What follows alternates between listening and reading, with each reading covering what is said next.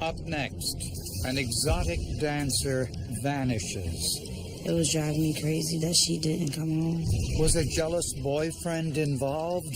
He was kind of vague. Or was she simply a runaway? She could have met someone who had money, someone who improved her life. But a police cadaver dog and a burned key point to a violent confrontation. I watch Forensic Files, CSI. I just feel like there's no hope. There's no hope.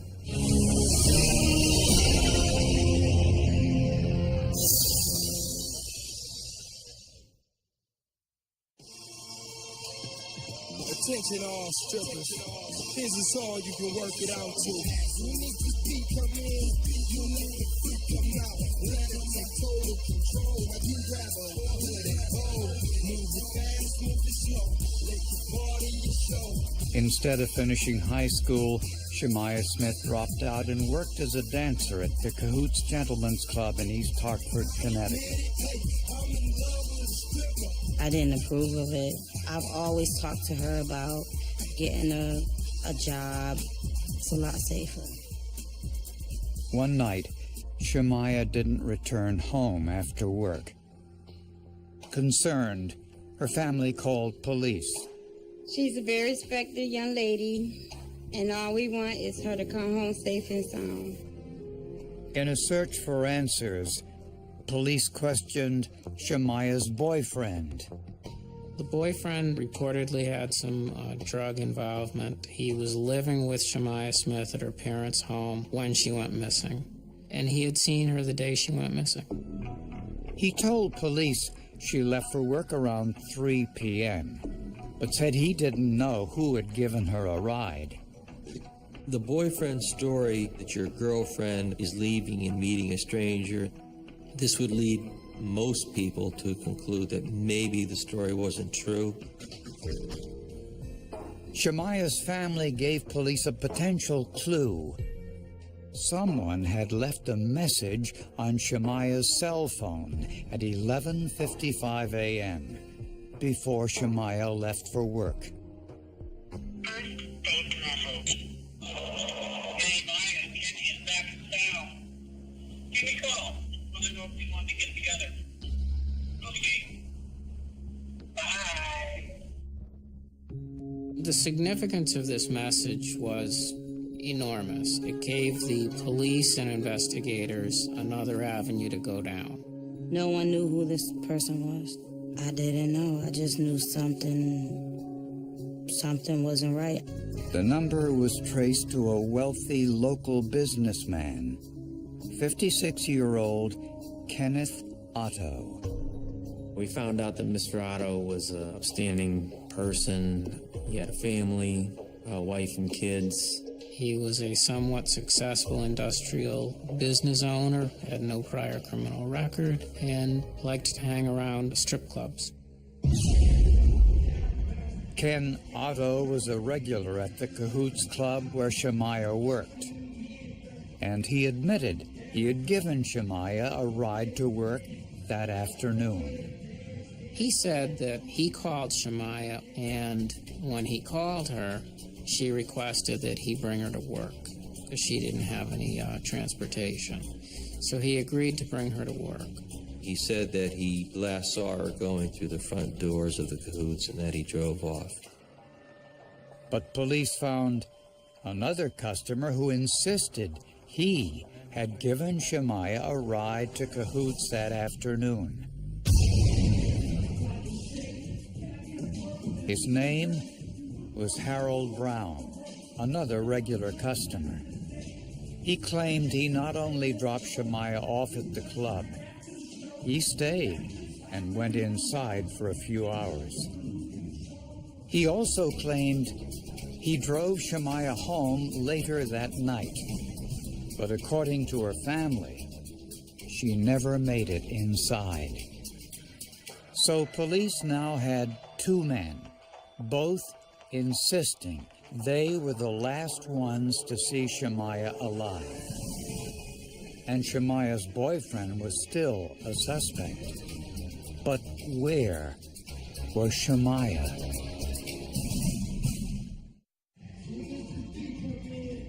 two customers of the Cahoots Gentlemen's Club both claimed they drove Shemaiah Smith to work on the day she disappeared.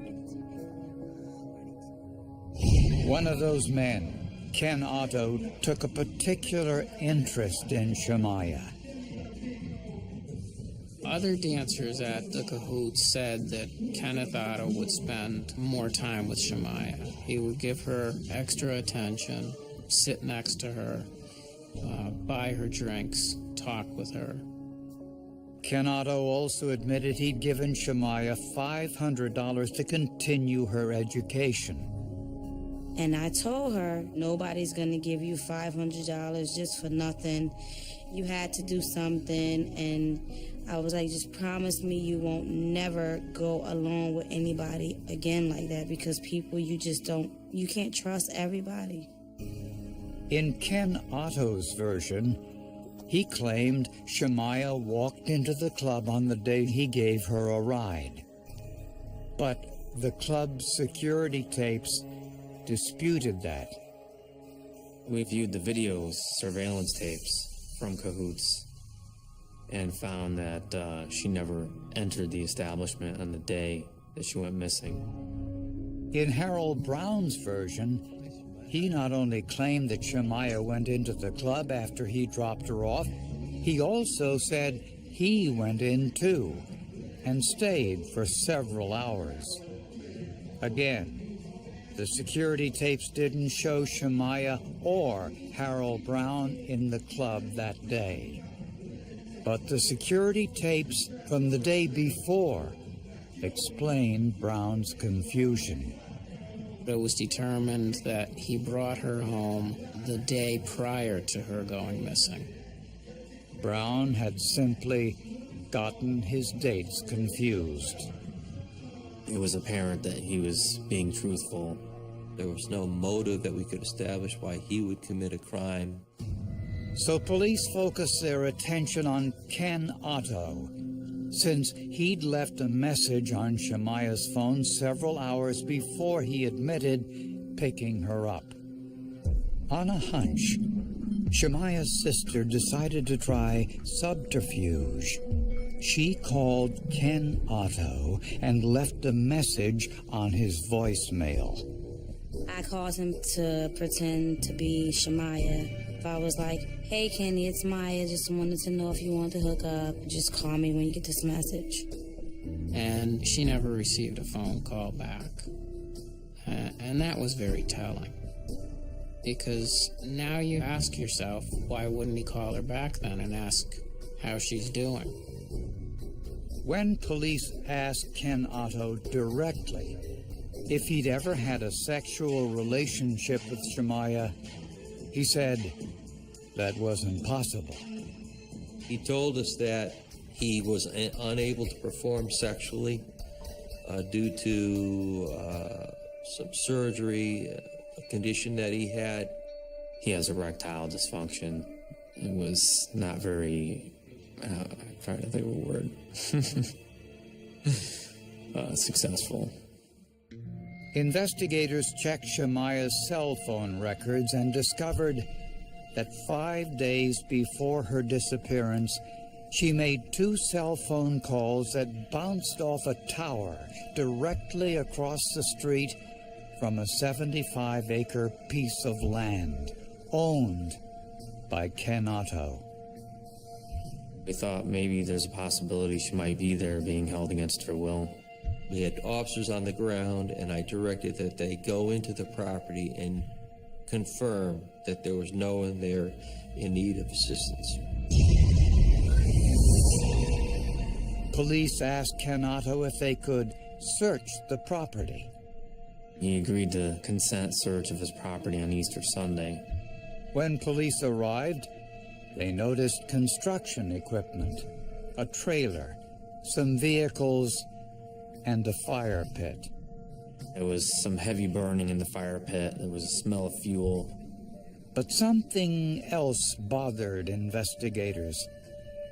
Apparently, Otto didn't mind the police looking around, but the cadaver dogs were another story. He became very upset when the dogs arrived. It appeared to me that he was worried we were going to find something. There was a wood chipper on the property. There's history of cases in the past where people have used wood chippers to dispose of human bodies. At this point, convinced he'd cooperated as much as he needed to, Otto asked the police to leave. You know what? I need you to wrap this up. I didn't know you were coming out here with all these guys and dogs and stuff, so wrap this up. All right. Now. All right. When someone grants a consent to search their property, they're entitled to revoke that. But by this time, the cadaver dogs had already picked up a scent in the fire pit. One of the dogs found a chunk of flesh that it appeared to be animal flesh. Once again, Ken Otto had an explanation. You might find a beaver there. Excuse me? A beaver. I shot one a while back and burned it in the pit. Okay. There was no obvious evidence of a beaver being in the fire pit. Ken Otto explained that he liked to kill animals and chop them up and spread them in the sand. It was disappointing that Mr. Otto revoked his consent, but we knew we would be back.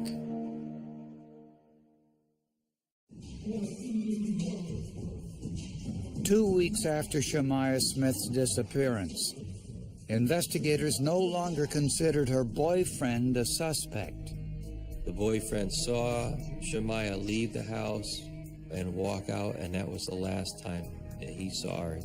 I believe that the boyfriend was telling the truth.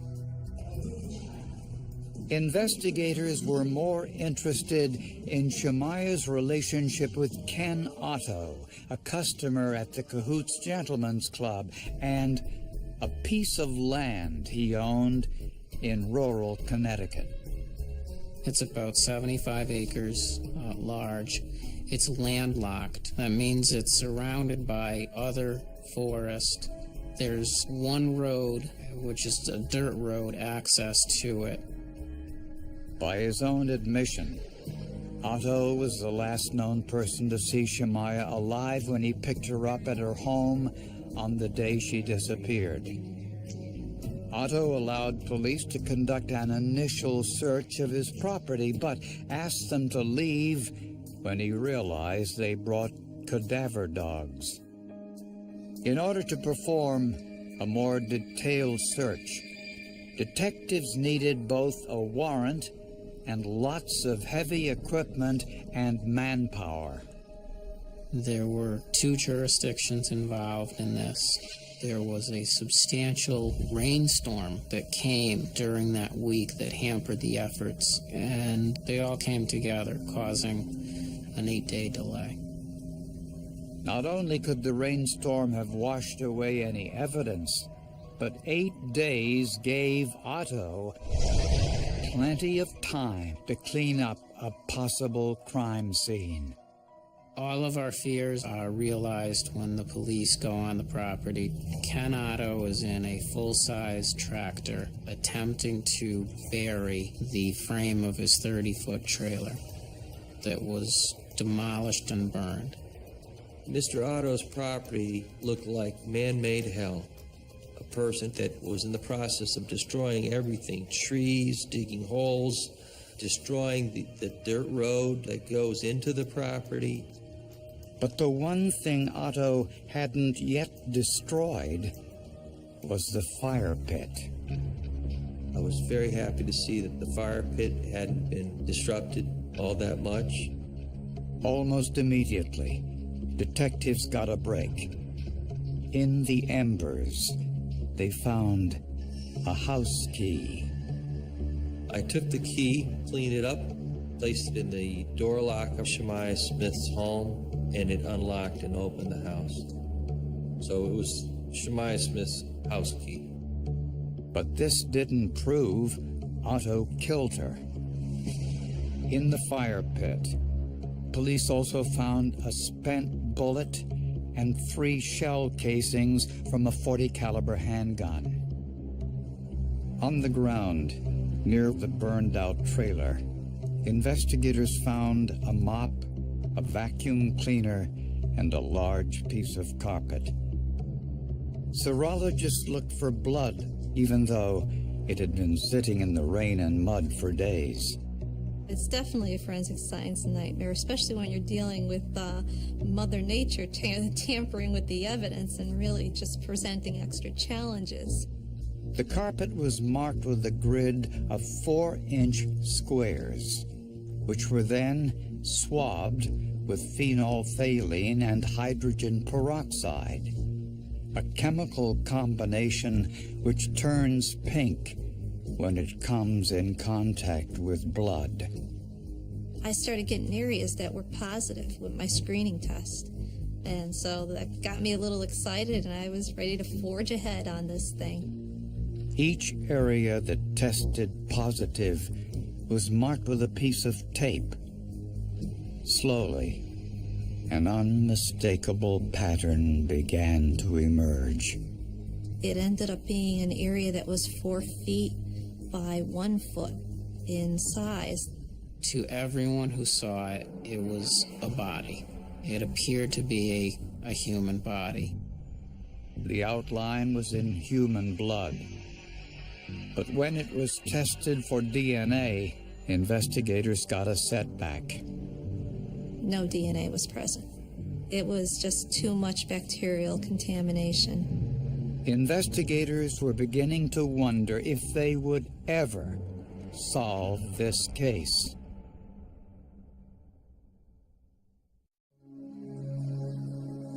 I'm looking for the worst, but hoping for the best. And the worst is she's not coming home. So I tried to prepare myself for whichever comes my way, but when you in a situation like this, you really can't prepare yourself. In the search for Shemaiah Smith, investigators collected dozens of what appeared to be bone chips from the fire pit on Ken Otto's property and sent them to the forensics lab. This skeleton was burned so significantly that it was nearly destroyed as if it would have been in a commercial cremation. The fragmentation was so severe that you had pieces that were the size of a fingernail. It really is like a needle in a haystack. It's an anthropologist's nightmare. After close examination, forensic anthropologists concluded the majority of the bones were human. But that didn't mean police were any closer to knowing if the bone chips were Shemaiah's. There was a lot of thermal destruction. This would suggest a tremendous fire that lasted for as much as days. I had never worked with samples that had been so charred and so burnt before. So I was very hesitant as to whether I would be able to generate a DNA profile from these remains. But in a case with so few lucky breaks, the forensic anthropologists finally got one. They found a piece of a foot with soft tissue. There was still organic material. There was still definitely the potential of getting DNA out of that foot. Well, the other big challenge was that we didn't have a known sample from Shemaiah Smith.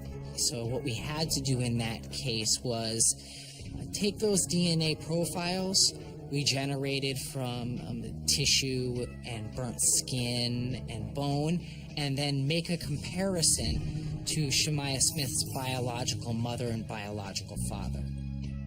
DNA tests revealed that the bone and tissue found in Ken Otto's fire pit was from Shemaiah Smith. We have enough evidence to establish that the reason he destroyed all that evidence is because he violently caused her death. 2 months after Shemaiah's murder, Ken Otto was arrested at a local airport. He was carrying a briefcase containing $10,000. He had toiletries, his passport, and various other items. And he also had a small bag with some condoms in it and some Cialis, which is basically Viagra, generic Viagra. I have no doubt that he would have bought a ticket and flown to parts unknown. Taking Mr. Otto into custody was a pretty proud moment in my life. By his own admission, Ken Otto picked Shemaya up for work. But the evidence shows that instead of taking her to the Cahoots Gentlemen's Club, he drove 30 miles to his property on the outskirts of town. No one knows what happened after that. Just sit down for a second. Sit down. But prosecutors believe that at some point, Otto shot and killed Shemaya inside the trailer with a .40 caliber handgun. Then he rolled her body in a piece of carpet, creating the blood stains later found by forensic analysis. Then he burned Shemaya's body. For days in the fire pit. When cadaver dogs picked up the scent in the fire pit, Otto asked police to leave, and he had 8 days to carry out the most extensive cover-up investigators had ever seen. But he couldn't destroy everything. Investigators found shell casings, a spent bullet, Shemaya's house key, hundreds of bone fragments, and even part of her foot, which all told the gruesome tale of a needless murder. I think she was very naive about everyone she knew. Like, she just put her trust in everyone, and you cannot do that. Ken Otto was tried and convicted of Shemaya's murder and tampering with evidence. At the end of the day, he's a cold-blooded killer. For that reason, Mr. Otto, you can stand up. On the count of murder, I sentence you to the custody of the Commissioner of Corrections for a period of 60 years. I was ecstatic when I heard the jury decision that he was guilty for murder. It was a great feeling to, not only to bring the case to an end, but also, again, for the family, to have a good outcome for the family was very important to me. The whole thing was really frustrating. I'm thinking, okay, well, maybe this man may get away with it, but I was determined. I was going to fight to the end. We were all going to fight to the end, so my sister could rest in peace and she can get the justice she deserved. For virtually everyone involved, the most difficult aspect of the crime was determining Ken Otto's motive. Mr. Otto exhibited sadistic behavior with his treatment of animals, and he may have been deciding to carry that kind of behavior up to a higher level and harm a human being. Couldn't understand why he would do what he did. We all have unanswered questions. We couldn't even have a proper funeral for her because there was nothing to have. It may look like a pile of burned fragments that are completely unrecognizable, but in the hands of a trained forensic anthropologist, they will find something uniquely human, and they will tie him to that victim. Mr. Otto thought he was going to outsmart us, and he was pretty sure of it. And he was going to do anything he could to try to outsmart us, but it didn't work.